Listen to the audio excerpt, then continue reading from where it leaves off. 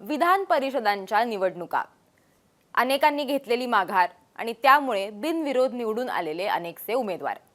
आता या बातम्या तुम्ही 2 ते 3 दिवसांपासून बघताय. पण एक नाव आहे जे अत्यंत चर्चेत आहे, जे काही महिन्यांपूर्वी सुद्धा चर्चेत आलेलं होतं, आणि ते म्हणजे रेवती सुळे यांचे होणारे सासरे अरुण लखानी. आता अरुण लखानी यांच्यावरती आपण आज व्हिडिओ का करतोय, तर अर्थातच ते बिनविरोध निवडून आलेले आहेत आणि त्यामुळेच त्यांच्याबद्दलची चर्चा ही आणखीनच रंगलेली आहे.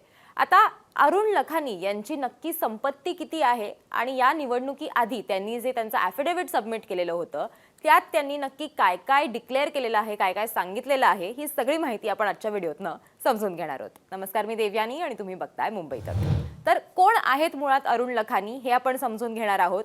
तर अरुण लखानी हे नागपूरमध्ये एक व्यावसायिक आहेत आणि काही दिवसांपूर्वी ते चर्चेत आले, ते म्हणजे रेवती सुळे हिचं त्यांच्या मुलाशी जे लग्न ठरलेलं आहे त्यावरनं. अनेक ठिकाणी आपण त्यांना पत्रिका देताना किंवा इन्व्हिटेशन्स देताना बघितलं आणि रेवती सुळेंचं आता लवकरच त्यांच्या मुलाशी लग्न होणार आहे. पण मूळ त्यांची जी ओळख आहे ती आहे की ते भाजपमध्ये आहेत. त्यांनी RSS सोबत अनेक वर्ष त्यांनी काम केलेलं आहे. स्थानिक पातळीवरती त्यांचा एक चांगला होल्ड आहे आणि त्यामुळेच आता त्यांना तिकीट द्यायचं किंवा त्यांना ही संधी द्यायची असं सुद्धा भाजपने ठरवलेलं आहे. अशा प्रकारच्या चर्चा या सुरुवातीला रंगलेल्या होत्या. आता निवडणूक होणार की बिनविरोध होणार असा प्रश्न पडलेला होता, पण ते स्पष्ट झालेलं आहे की ते बिनविरोध निवडून आलेले आहेत, हे आता स्पष्ट झालेलं आहे. आता आपण त्यांच्या ॲफिडेव्हिटमध्ये नक्की काय काय माहिती आहे ती आपण थोडक्यात समजून घेऊया. आता त्यांचा मतदारसंघ कुठला होता, तर वर्धा, चंद्रपूर, गडचिरोली स्थानिक स्वराज्य संस्थांचा जो मतदारसंघ आहे तिकडनं ते निवडून आलेले आहेत. हे शपथपत्र ज्याच्यातली माहिती आपण आता बघणार आहोत ही कधीची आहे, तर हे जून 2024 मधलं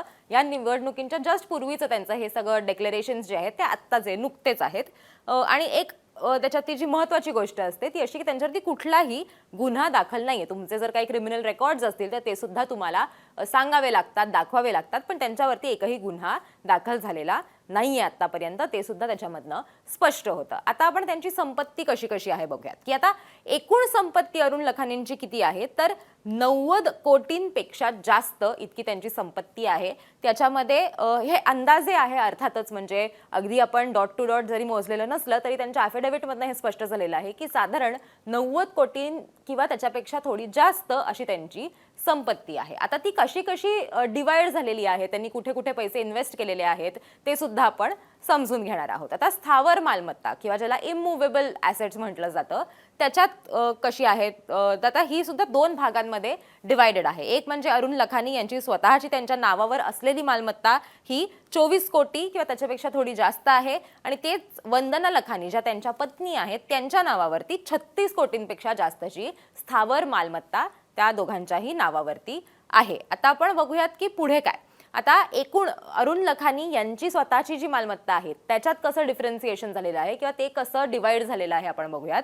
की आता कृषी जमीन म्हणजे ॲग्रिकल्चरल लँड ज्याला म्हणतात, तर ती 3.14 कोटींपेक्षा जास्तची त्यांची जमीन आहे. ती कुठे कुठे आहे, तर गाडेगाव, बुलढाणा, कळमेश्वरमध्ये आहे आणि भिवंडकुंड इथे सुद्धा त्यांची शेत जमीन किंवा कृषी ॲग्रिकल्चरल लँड जी आहे ती जमीन त्यांची आहे. आता बिगर शेती जमीन आणि इतर मालमत्ता आपण जर बघितली तर 17.89 कोटी इतकी त्यांची आहे. ती सुद्धा मलकापूर, तिवसा आणि गाडेगाव आणि इतर ठिकाणी ही सगळी त्यांच्या ॲसेट्स ज्या आहेत त्या सगळ्या डिवायडेड आहेत अशा 2 भागांमध्ये. इतरमध्ये आपण जर बघितलं तर फ्लॅट्स आणि या सगळ्या ज्या गोष्टी असतात त्या सुद्धा त्याच्यामध्ये येत असतात. आता त्यांच्या पत्नी ज्या आहेत त्यांच्या नावावरती काय काय आहे बघा.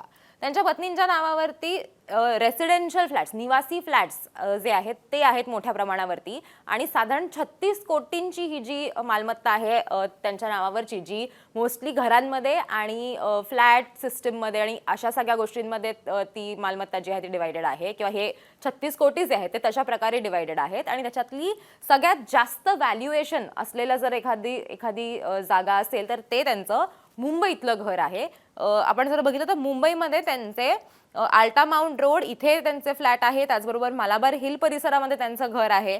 नागपूरमध्ये आपण जर बघितलं तर जगत शांती अपार्टमेंट्समध्ये त्यांचे अनेक फ्लॅट्स आहेत. एक नाही तर अनेक त्यांचे फ्लॅट्स आपल्याला जगत शांती अपार्टमेंट जी आहे तिथे आपल्याला त्यांचे बघायला मिळतात, असं त्यांनी या सगळ्यामध्ये डिक्लेअर केलेलं आहे. एकूण त्यांची मालमत्तेची किंमत आपण बघितलं तर 36 कोटी किंवा त्यापेक्षा थोडी जास्त आपल्याला बघायला मिळते. आता आणखीन सोनं, चांदी, दागिने या सगळ्या गोष्टींमध्ये सुद्धा त्यांचं मोठ्या प्रमाणामध्ये इन्व्हेस्टमेंट आहे. त्याचबरोबर म्युच्युअल फंड असेल, गोल्ड बॉन्ड्स असतील, या सगळ्या गोष्टींमध्ये सुद्धा त्यांनी इन्व्हेस्टमेंट जी आहे ती केलेली आहे. पण आपण तिथे म्हणजे इतके आपण इन्व्हेस्टमेंट्स आणि या गोष्टी म्युच्युअल फंड्स किंवा या सगळ्याचे जे डिटेल्स आहेत ते आपण घेतलेले नाही आहेत. पण सोनं, चांदी आणि म्हणजे जे दागिने आहेत, हिरे आहेत, त्याची आकडेवारी काय आहे आपण बघूया. आता सोनं जे आहे ते 5.87 कोटींपेक्षा जास्तचं सोनं आहे.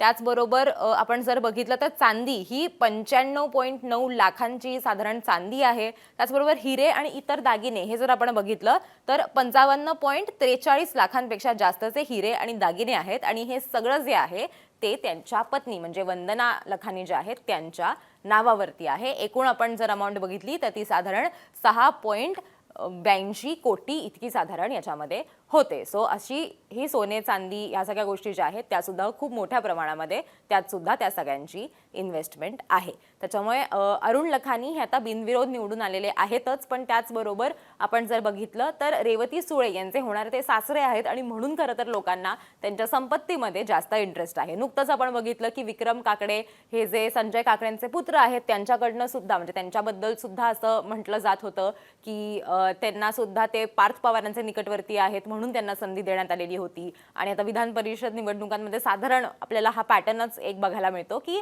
तुम्ही जर कोणाच्या परिचयाचे असाल, त्यांच्या जवळचे असाल, नात्यात असाल तर तुम्हाला पटकन विधान परिषदेवरती संधी मिळते किंवा कुठल्या ना कुठल्या मार्गाने तुम्हाला तिथे पाठवलं जातं सभागृहामध्ये. असा एक पॅटर्न जो आहे तो या सगळ्यामध्ये सेट झाल्याचा आता कुठेतरी बघायला मिळतंय. आणि तसंच काहीसं अरुण लखानींच्या बाबतीतही बघायला मिळतंय.